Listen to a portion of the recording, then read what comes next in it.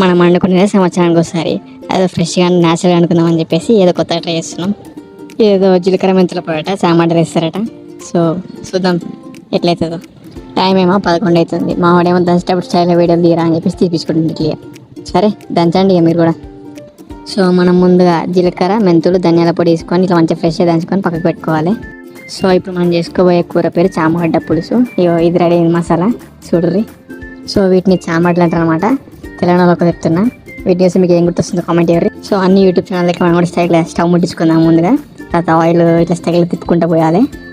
నేను ఈ ఆయిల్ పోయమన్నా అని చెప్పేసి నాలుగు స్టైల్ ఏం రౌండ్ తిప్పకరి, మీకు తగినంత పోసుకోర్రి సరేనా.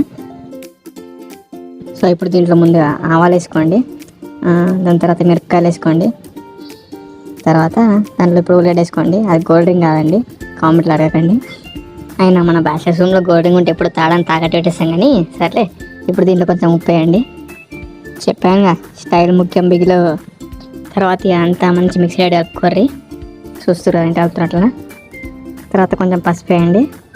సో అంతా మంచిగా మిక్స్ అయిన తర్వాత చామాటలు వేసుకోర్రి. సరే చామాటలు తిని మాత్రం మంచిగా వస్తాయి. కర్రీ అంటే ఇవ్వడియాడు అలా. సరే మీరు చామాటలు వేసుకొని మంచిగా మిక్స్ చేసుకోండి.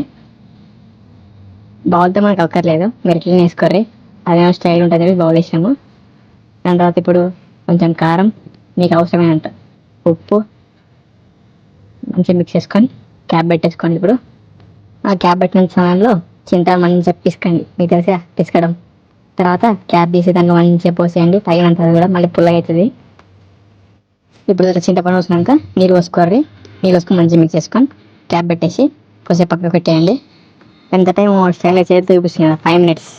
అంత మంచిగా వండుకున్న తర్వాత మనం దంచుకున్న ధనియాల పొడి, జీలకర్ర పొడి, మెంతుల పొడి వేసుకోర్రి. అది కూడా తగినంత తీసుకోవాలి, లేకపోతే ఘాటు ఎక్కువ అవుతుంది. ఘాటు అంటే కారం. సరేనా అయిపోయింది. మోడిసిరా రంగు. సో మనం బ్యాచిలర్స్ ఇంకో వంటకంతో కలుసుకుందాం. అప్పటి వరకు ఇట్లుంది బ్యాచిలర్స్లో ఒకడు.